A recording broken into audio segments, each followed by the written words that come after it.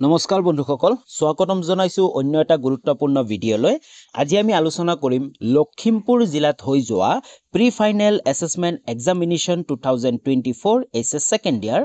জিওগ্ৰাফিৰ প্ৰশ্নকাকতখন আজি আমি আলোচনা কৰিম তাৰ আগতে তোমালোকক কৈ দিও যে এইটো পাৰ্ট 1 ভিডিঅ হয় এই ভিডিঅটোত আমি 1 নম্বৰীয়া আৰু 2 নম্বৰীয়া প্ৰশ্ন উত্তৰবোৰ আলোচনা কৰিম আৰু ইয়াৰ পিছত পাৰ্ট 2 ভিডিঅ আহিব পাৰ্ট 2 ভিডিঅ লিংক ডেসক্ৰিপচনত থাকিব পাৰ্ট 2 ভিডিঅত আমি 3 নম্বৰীয়া প্ৰশ্ন উত্তৰবোৰ আলোচনা কৰিম আৰু তোমালোকক অতি সহজতে বুজাবলৈ চেষ্টা কৰিম যদি এতিয়ালৈ চেনেলটো সাবস্ক্ৰাইব কৰা নাই তেনেহলে চেনেলটো সাবস্ক্ৰাইব কৰি লোৱা আৰু লগতে বেল আইকনটো প্ৰেছ কৰি অল কৰি লোৱা আমি কোৱেশ্চন প্যাটাৰ্নটো যদি চাও লখিমপুৰ জিলাৰ তে একেবাৰে সেম ফাইনেল এক্সামৰ নিচিনা হয় এমসিকিউ আছে 1 নম্বৰীয়া আছে 2 নম্বৰীয়া 3 নম্বৰীয়া আৰু 5 নম্বৰীয়া আছে প্ৰশ্ন উত্তৰবোৰ তাৰ আগতে special thanks to Muksidul Ahmed কাৰণ এই প্ৰশ্ন কাকতখন মোক মুকসিদুল আহমেদে প্ৰভাইড কৰিছে এই ভিডিঅৰ যোগেদিও মুকসিদুল আহমেদক বহু ধন্যবাদ আমি আৰম্ভ কৰো কোৱেশ্চন নম্বৰ 1 টু সোৱা তলত দিয়া চাৰিটা বিকল্পৰ পৰা শুদ্ধটো বাছি উলিওৱা এমসিকিউ দিছে প্ৰতিটোতে 1 নম্বৰকৈ আছে আমাক চাৰিটা কৰিব দিছে হয় কোৱেশ্চন নম্বৰ এ টু সোৱা জনসংখ্যা বিতৰণত প্ৰভাৱ পেলোৱা নিম্নোক্ত কোনটো ভৌগোলিক কাৰক হয় ভৌগোলিক কাৰক কোনটো যোনটোৱে জনসংখ্যাৰ বিতৰণত প্ৰভাৱ পেলায় মানে জনসংখ্যা হয়তো হেতু কাৰণৰ কাৰণে বেছি হ'ব পাৰে বা কম হ'ব পাৰে অপচন কিটা সোৱা খনিজ পদাৰ্থ নগৰীকৰণ উদ্যোগীকৰণ পানীৰ প্ৰাপ্যতা ইয়াৰ শুদ্ধ উত্তৰটো হ'ব অপচন নম্বৰ 4 টু পানীৰ প্ৰাপ্যতা হয় যোন ঠাইত পানী বেছি পোৱা যাব সেই ঠাইত কি হ'ব জনসংখ্যা বৃদ্ধি হ'ব তো তাৰ কাৰণে আমি কি দেখা পাইছিলো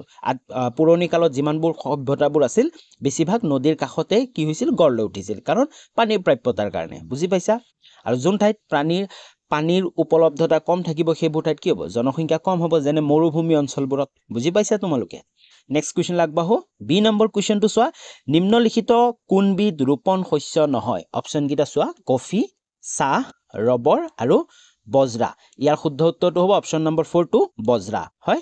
বজৰা এটা কি ৰোপণ শস্য নহয় নেক্সট কোৱেশ্চন লাগবাহো কোৱেশ্চন নম্বৰ সি টু সোৱা নিম্নলিখিত কোনজন পণ্ডিতে মানৱ বিকাশৰ ধাৰণাটো সূচনা কৰিছিল হয় আমি সকলোৱে জানো অলৰেডি পঢ়ি আহিছো মানৱ বিকাশৰ ধাৰণাটো কোনে উদ্ভাৱন কৰিছিল বা সূচনা কৰিছিল অপচন কিটা সোৱা প্ৰফেসৰ অমৰ্ত্য সেন এলেন সি সেম্পলে ডক্টৰ মেহবুবুল হক আৰু ৰাজেল ইয়াৰ শুদ্ধ উত্তৰটো হ'ব option number 3 two doctor Mahbubul হক তেও আছিল পাকিস্তানী অৰ্থনীতিবিদ যিজনে মানৱ বিকাশৰ ধাৰণাটো সূচনা কৰিছিল বুজি পাইছা নেক্সট কোৱেশ্চনটো সোৱা ডি নম্বৰ কোৱেশ্চনটো তলৰ কোনখন মহাদেশত জনসংখ্যা বৃদ্ধিৰ হাৰ সৰ্বাধিক হয় ভালকে মন দিবা জনসংখ্যা বৃদ্ধিৰ হাৰ বুলি কৈছে আটাইতকৈ বেছি জনসংখ্যা কোৱা নাই আটাইতকৈ বেছি জনসংখ্যা হলে মহাদেশ হলে এছিয়া হ'ব কিন্তু বৃদ্ধিৰ হাৰ সকলোতকৈ বেছি স্পিডত বা বৃদ্ধিৰ হাৰ সকলোতকৈ বেছি অপচন কিটা সোৱা এছিয়া ইউৰোপ আফ্ৰিকা অষ্ট্ৰেলিয়া ইয়াৰ শুদ্ধ উত্তৰটো কি হ'ব অপচন নম্বৰ 3 টো হ'ব আফ্ৰিকা হয় আফ্ৰিকা মহাদেশৰ যি জনসংখ্যা বৃদ্ধিৰ হাৰ সবাতোকৈ বেছি ওকে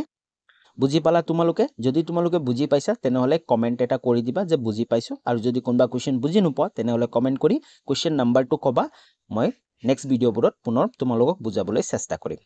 নেক্সট কোৱেশ্চন লাগবাহো নেক্সট কোৱেশ্চন 2 নম্বৰ কোৱেশ্চন প্ৰতিটো প্ৰশ্নতে আমাক 1 নম্বৰ কে আছে হয় কোৱেশ্চন নম্বৰ এ টু সোৱা সম্ভাৱনাবাদ বুলিলে কি বুজা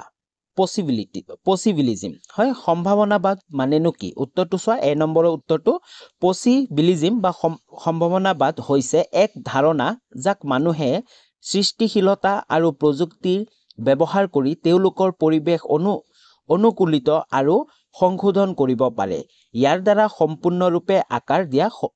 দিয়াৰ সলনি বুজি পাইছা পসিবিলিজম মানে কি হয় যি মানুহে যিকোনো যি বস্তু বিচাৰে সেইবোৰ সৃষ্টিশীলতা আৰু প্ৰযুক্তিৰ ব্যৱহাৰ কৰি তেওঁলোকৰ পৰিবেশ অনুকূল কৰাত সহায় কৰে বুজি পাইছা তাৰ আগতে আমি পাইছিলো যে ডিটাৰমিনিজম মানে আছিল কি পৰিবেশে আমাৰ জীৱ জগতখন নিয়ন্ত্ৰণ কৰি আছে কিন্তু পসিবিলিজমৰ অৰ্থ হ'ল যে মানুহে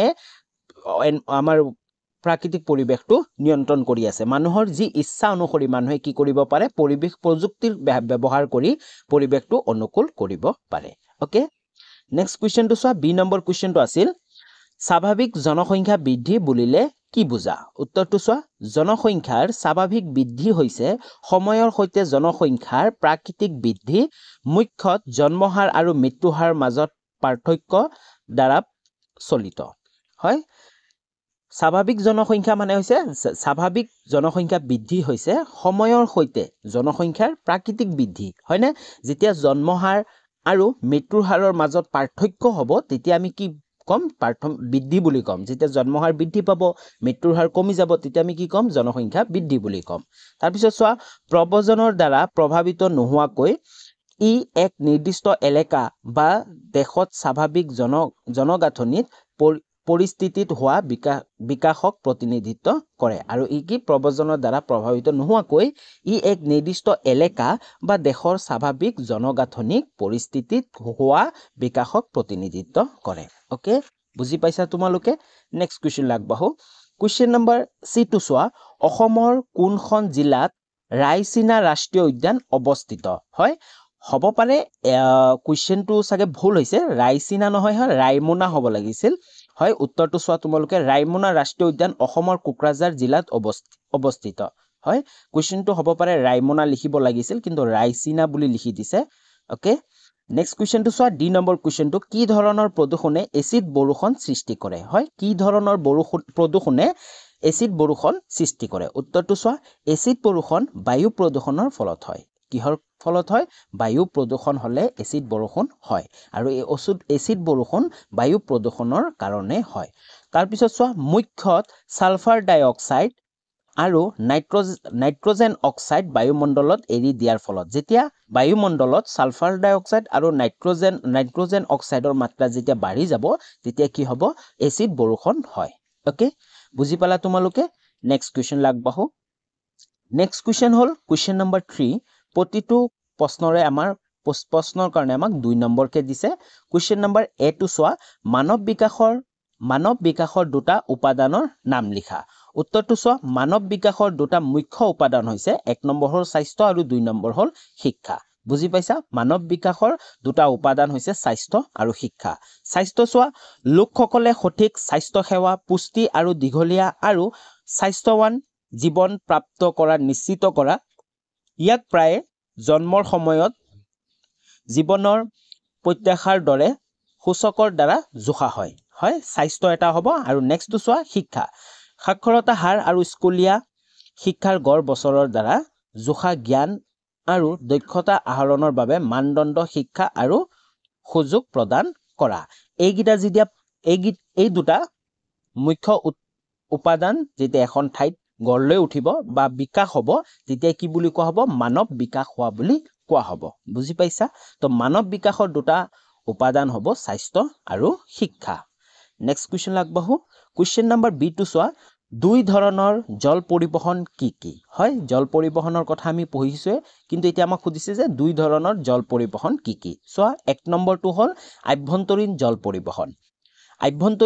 পৰিবহন কি হয় ইয়াত অন্তৰ্ভুক্ত আছে এখন দেশৰ ভিতৰত নদী খাল আৰু হ্ৰদৰ মাজেৰে সামগ্ৰী আৰু যাত্ৰীৰ চলাচল হয় আভ্যন্তৰীণ জল পৰিবহন মানে হৈছে এখন দেশৰ ভিতৰত নদী হওক বা খাল হওক বা হ্ৰদ হওক তাৰ মাজেৰে যি সামগ্ৰী বা যাত্ৰী চলাচল হয় তাকে কি বুলি কোৱা হ'ব আভ্যন্তৰীণ জল পৰিবহন উদাহৰণৰ ভিতৰত আছে অসমৰ ব্ৰহ্মপুত্ৰৰ দৰে নদীত ফেৰী সেৱা যেনে আমি আমাৰ অসমৰ ব্ৰহ্মপুত্ৰ নদী যি ফেৰী সেৱাবোৰ দেখা পাওঁ হয়নে সেইবোৰ হল কি আভ্যন্তৰীণ জল পৰিবহন 2 নম্বৰটো চোৱা 2 নম্বৰটো হল মহাসাগৰ বা সাগৰীয় পৰিবহন 2 নম্বৰটো কি মহাসাগৰ বা সাগৰীয় পৰিবহন ইয়াত সাগৰ আৰু মহাসাগৰৰ ওপৰেৰে সামগ্ৰী আৰু যাত্ৰীৰ পৰিবহন অন্তৰ্ভুক্ত থাকে আৰু এই সাগৰীয় বা মহাসাগৰীয় পৰিবহন হল যেতিয়া আমি সাগৰৰ জৰিয়তে এখন ঠাইৰ পৰা আন এখন ঠাই বা এখন দেশৰ পৰা আন এখন দেশলৈ যেতিয়া আমি পৰিবহন কৰিম তাকে কি বুলি কোৱা হ'ব সাগৰীয় পৰিবহন আৰু দেশৰ ভিতৰতে যি নদীৰ দ্বাৰা আমি পৰিবহন কৰিম তাক কি বুলি কোৱা হ'ব আভ্যন্তৰীণ জল পৰিবহন বুজি পাইছা ইয়াত অন্তৰ্ভুক্ত আছে জাহাজ মালবাহী জাহাজ কন্টেইনাৰ জাহাজ আৰু যাত্ৰী পৰিভ্ৰমণ আৰু ইয়াতে কি হয় যি মহাসাগৰীয় পৰিবহন ইয়াত অন্তৰ্ভুক্ত আছে জাহাজ যেনে জাহাজবোৰ হয় জাহাজৰ দ্বাৰা আমি মহাসাগৰীয় পৰিবহন কৰিব পাৰিম তাৰপিছত মালবাহী জাহাজ যিহৰ সহায়ত বিভিন্ন ধৰণৰ সামগ্ৰী অন্য এখন দেশলৈ লৈ যোৱা যায় তাৰপিছত কন্টেইনাৰ জাহাজ আৰু যাত্ৰী পৰিবহন ওকে নেক্সট কোৱেশ্চন লাগবাহু কোৱেশ্চন নম্বৰ C টু চোৱা ভাৰতবৰ্ষৰ পূব উপকূলত অৱস্থিত দুটা বন্দৰৰ নাম লিখা ভাৰতবৰ্ষৰ পূব উপকূলত অৱস্থিত দুটা বন্দৰ হল 1 নম্বৰ প্ৰাদীপ বন্দৰ উৰিষ্যা আৰু চেন্নাই বন্দৰ তামিলনাডু আৰু বহু বন্দৰ আছে তোমালোকে যিকেইটা নাম জানা সেইকেইটা লিখি দিব পাৰা ওকে কিন্তু পূব উপকূলৰ হ'ব লাগিব ওকে নেক্সট কোৱেশ্চন লাগবহু কোৱেশ্চন নম্বৰ ডি টু চোৱা ভাৰতবৰ্ষৰ কোন দুখন ঠাইত পোন প্ৰথমে ৰেল পথেৰে সংযোগ কৰা হৈছিল হয় ভাৰতবৰ্ষৰ কোন দুখন ঠাইত পোন প্ৰথমতে ৰেল পথেৰে সংযোগ কৰা হৈছিল উত্তৰটো চোৱা ভাৰতত প্ৰথম ৰেল পথটোৱে মুম্বাই বা বোম্বাই আগত বোম্বাই বুলি কৈছিল এতিয়া বাৰু মুম্বাই বুলি কয় মুম্বাই আৰু থানে সংযোগ কৰিছিল কোন দুখন ঠাই মুম্বাই আৰু থানে সংযোগ কৰিছিল 1853 চনৰ 16 এপ্ৰিলত 34 কিলোমিটাৰ দূৰত্ব অতিক্ৰম কৰি ইয়াক উদ্বোধন কৰা হয় হয় কিমান 34 কিলোমিটাৰৰ দূৰত্ব আছিল বুজি পাইছা নেক্সট কোৱেশ্চন লাগবহু কোৱেশ্চন নম্বৰ ই টু চোৱা দুভিত তৃতীয়ক অৰ্থনীতিৰ ভিত্তি নাম লিখা হয় দুটা আমাক তৃতীয়ক অৰ্থনৈতিক ভিত্তিৰ নাম লিখিব দিছে উত্তৰটো চোৱা তৃতীয় স্তৰৰ অৰ্থনৈতিক কাৰ্যকলাপৰ দুটা উদাহৰণ হৈছে 1 নম্বৰ পৰিবহন সেৱা আৰু 2 নম্বৰ বেংকিং আৰু বিত্তীয় সেৱা হয় পৰিবহন সেৱা যেনে ৰেল এয়াৰলাইন ইত্যাদি এইবোৰ কি হয় তৃতীয়ক অৰ্থনীতিৰ ভিত্তি আৰু 2 নম্বৰটো হল বেংকিং আৰু বিত্তীয় সেৱা যেনে বেংক বীমা ষ্টক ট্ৰেডিং এইবোৰ হল কি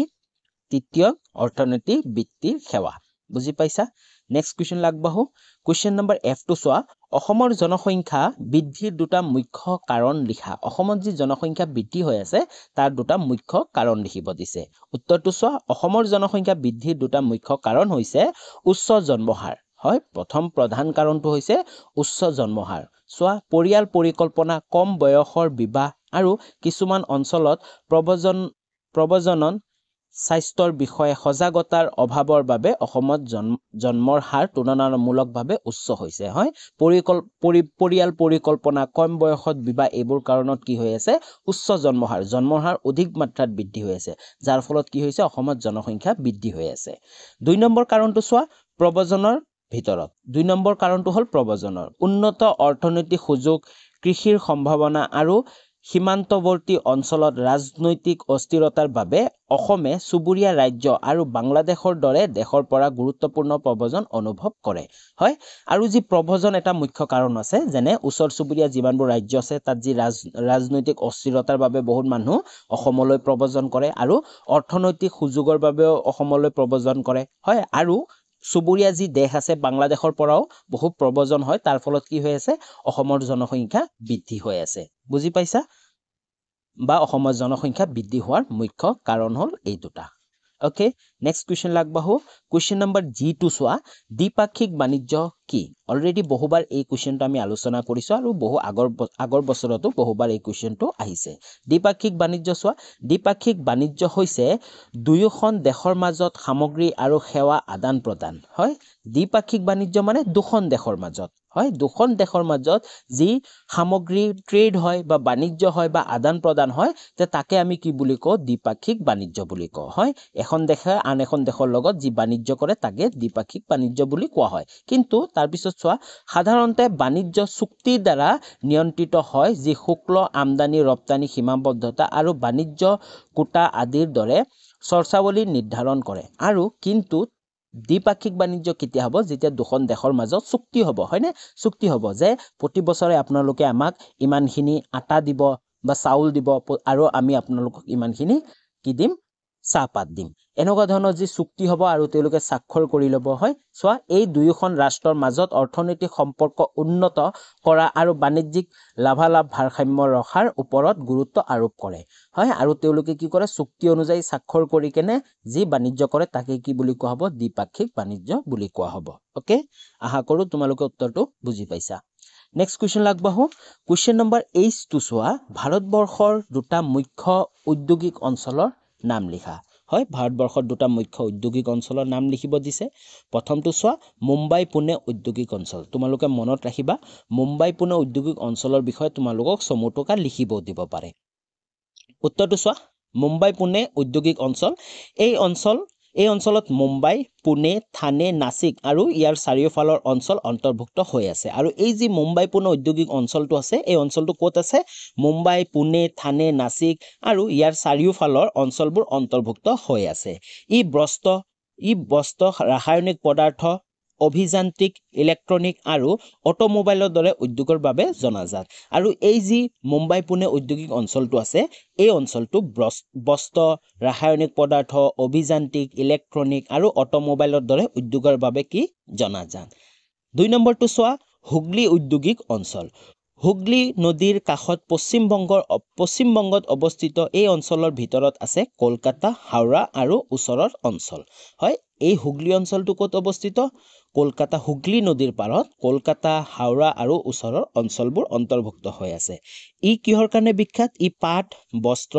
অভিযান্ত্ৰিক ৰাসায়নিক পদাৰ্থ আৰু কাগজৰ দৰে উদ্যোগৰ বাবে জনাজাত ওকে বুজি পাইছা আশা কৰো তোমালোকে ভাৰতৰ দুটা মুখ্য ঔদ্যোগিক অঞ্চলৰ নাম গম পালা আৰু কিহন্তৰ বিষয়ে তোমালোকে জানিলা নেক্সট কোৱেশ্চন লাগবাহু কোৱেশ্চন নম্বৰ আই টু চোৱা বায়ু প্ৰদূষণৰ দুটা মুখ্য উৎস উল্লেখ কৰা হয় বায়ু প্ৰদূষণ কিয় হয় তাৰ দুটা মুখ্য উৎস আমাক উল্লেখ কৰিব দিছে উত্তৰটো চোৱা বায়ু প্ৰদূষণৰ দুটা মুখ্য উৎস হৈছে এক নম্বৰ ঔদ্যোগিক নিৰ্গমন হয় ঔদ্যোগিক নিৰ্গমন কি চোৱা কাৰখানাবোৰে কাৰ্বন মনোক্সাইড সালফাৰ ডাই অক্সাইড আৰু নাইট্ৰজেন অক্সাইডৰ দৰে প্ৰদূষকবোৰ বায়ুত মুকলি কৰি দিয়ে যি ঔদ্যোগিক নিৰ্গমবোৰ হৈ আছে হয় কাৰখানাবোৰৰ পৰা যি কাৰ্বন মনোক্সাইড সালফাৰ ডাই অক্সাইড নাইট্ৰজেন অক্সাইড হয় এইবোৰ যি গেছবোৰ বায়ুমণ্ডলত এৰি দি আছে তাৰ বাবে কি হৈ আছে বায়ু প্ৰদূষণ হৈ আছে মুখ্য কাৰণ 2 নম্বৰটো চোৱা বাহন নিৰ্গমন অটোমোবাইলে জীৱাশ্ম ইন্ধন জ্বলোৱাৰ পৰা ক্ষতিকাৰক গেছ যেনে কাৰ্বন মনোক্সাইড আৰু পাৰ্টিকুলেট মেটাৰ নিৰ্গত কৰে হয় আৰু যি এই গাড়ীবোৰ চলাচল কৰি আছে অটোমোবাইলবোৰ তাৰ পৰা যি জীৱাশ্ম ইন্ধনবোৰ জ্বলোৱা হৈ আছে তাৰ পৰা কি ক্ষতিকাৰক গেছ কি হৈ আছে ওলাই আছে যেনে কাৰ্বন মনোক্সাইড আৰু পাৰ্টিকুলেট মেটাৰ নিৰ্গত হৈ আছে তো তাৰ এই দুটা কি হ'ব বায়ু প্ৰদূষণৰ মুখ্য উৎস ওকে নেক্সট কোৱেশ্চন লাগবাহু কোৱেশ্চন নম্বৰ কে টু চোৱা NHAI সম্পূৰ্ণ নাম কি NHAI উত্তৰটো চোৱা NHAI সম্পূৰ্ণ ৰূপ হৈছে national highway authority of India হয় ইয়াৰ ফুল ফৰ্মটো কি NHAI national highway authority of India বা অসমীয়াত ক'ব গ'লে ভাৰতীয় ৰাষ্ট্ৰীয় ঘাইপথ প্ৰাধিকৰণ ওকে ই কি হয় NHAI হয় কি ই হৈছে ভাৰতৰ ৰাষ্ট্ৰীয় ঘাইপথৰ বিকাশ তত্ত্বাৱধান আৰু ব্যৱস্থাপনাৰ দৰে দায়বদ্ধ এক চৰকাৰী সংস্থা বুজি পালা তোমালোকে ওকে তো আজিলৈ ইমানখিনি আছিল আমি 1 নম্বৰীয়া আৰু 2 নম্বৰীয়া গোটেবোৰ প্ৰশ্ন উত্তৰ আলোচনা কৰিলো আশা কৰো তোমালোকে ভিডিঅটো ভাল পালা যদি তোমালোকে ভাল পাইছা তেনেহলে কমেন্ট এটা কৰি তোমালোকে জনাবা আৰু তোমালোকৰ বন্ধু বান্ধৱীলৈকে ভিডিঅটো শ্বেয়াৰ কৰিবা আৰু অতি সোনকালে পাৰ্ট 2 ভিডিঅ আহিব আৰু পাৰ্ট 2 ভিডিঅৰ কাৰণে তোমালোকে চেনেলটো সাবস্ক্ৰাইব কৰা আৰু বন্ধু বান্ধৱীলৈকে শ্বেয়াৰ কৰা তো আজিলৈ ইমানখিনি আছিল পুনৰ লগ পাম নতুন এটা ভিডিঅ লৈ তেতিয়ালৈ বাই বাই